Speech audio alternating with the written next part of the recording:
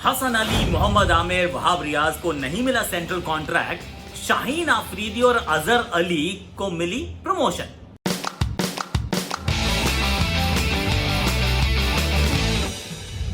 पर हैशटैग आकाशवाणी। अब यहाँ देखिए, वैसे तो मतलब क्रिकेट नहीं हो रहा, कोई खेल नहीं हो रहा, तो खबरों का बाजार बिल्कुल ठंडा है, लेकिन Pakistan has been very very good और really kind to all of us कि कुछ ना कुछ करते रहते हैं। जब चाहे वो उमर अकमल का बैन हो, या फिर अभी सेंट्रल कॉन्ट्रैक्टेड लिस्ट हो, या बाबर आजम को कप्तानी थमाई जानी हो, या फिर सेंट्रल कॉन्ट्रैक्ट के जो प्लेयर्स हैं उनका अनाउंसमेंट हो, क्योंकि उसमें उठापटक हुई है। और जब उठापटक रहती है तो फिर कुछ ना कुछ बातें हैं जो आप एक दूसरे से डिस्कस करना चाहते हैं। सी फॉर मी, सबसे बड़ी बात है कि आपके जो 3 फास्ट बॉलर्स हैं, 2 लेफ्ट आर्मर्स वहाब रियाज, मोहम्मद आमिर और हसन अली, इन तीनों का सेंट्रली कॉन्ट्रैक्टेड लिस्ट से बाहर जाना।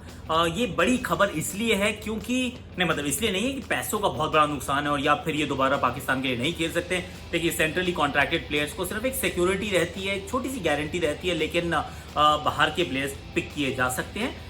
थोड़े से पैकिंग ऑर्डर में जरूर ये खिलाड़ी नीचे रहते हैं जो उस कॉन्ट्रैक्टेड सूची का हिस्सा नहीं रहते, but then that doesn't stop them from getting selected. लेकिन कहानी ये है कि आमिर और वहाब, इन दोनों ने डिसाइड किया था कि अब हम टेस्ट क्रिकेट नहीं खेलेंगे, हम देश के लिए T20 one day white ball cricket खेलना चाहते हैं और ग्लोबली जो हमें अलग अलग लीग्स में खेल के जो पैसे कमाने हैं उस करियर को हम थोड़ा लंबा करना चाहते हैं। तो फिर PCB ने कहा ठीक है बॉस, आप करिए ऐसा।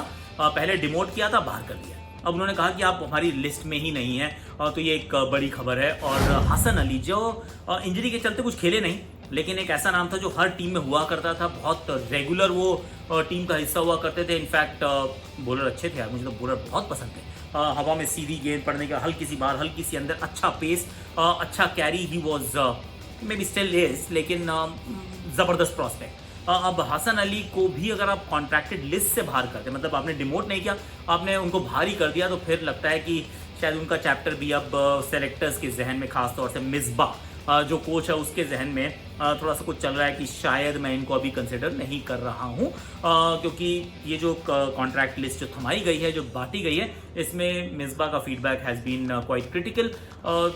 जो बड़ी चीज़ है, एक ये बात है शाहीन आफरीदी, और शाहीन आफरीदी के बारे में वसीम अकरम भी कुछ कह रहे हैं, पहले जरा वो सुन लेते हैं। Yeah, I like Shaheen Afridi. The left armer is 6'5". He swings the ball. He's tall. He's got pace. He's young. He's only 19, 20, and we have this young sensation. हमारी फास्ट बॉलिंग एक्चुअली अब अच्छी हो रही है। सी देखो, यही तो कहानी है कि इनके पास पोटेंशियल है, इनके पास अभी मतलब जुम्मा के जब एशिया कप हुआ था, याद है ना, एशिया कप हुआ था दुबई में, दुबई और UAE का जब था वो, और उसमें उनका डेब्यू हुआ था। 17-18 साल के बच्चे को डेब्यू कराया, लंबे कद का लेफ्ट आर्म फास्ट बॉलर, और शुरुआत में ही ना कहते हैं वो पूत के पांव पालने में दिखते हैं।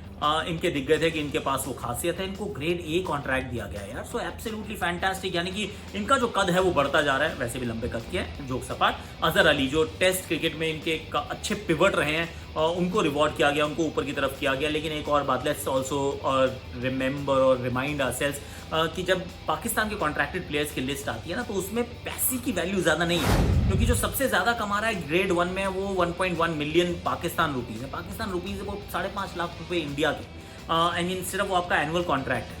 अब भारतीय खिलाड़ियों को देखो तो वो तो 5-5, 7-7 करोड़ के कॉन्ट्रैक्ट्स है, तो monetarily it doesn't make a difference to anybody's life. मुझे नहीं लगता कि जो ग्रेड A में है वो मतलब सडनली बहुत खुश हो जाते हैं क्योंकि ये पैसे आ रहे हैं। ये एक रिकग्निशन है, ये एक एक्नॉलेजमेंट है, ये एक बोर्ड का उनके ऊपर इन्वेस्टमेंट है जो सामने नजर आती है। Monetarily these contracts make relatively actually no difference at all as far as Pakistan cricketers, the current cricketers are concerned.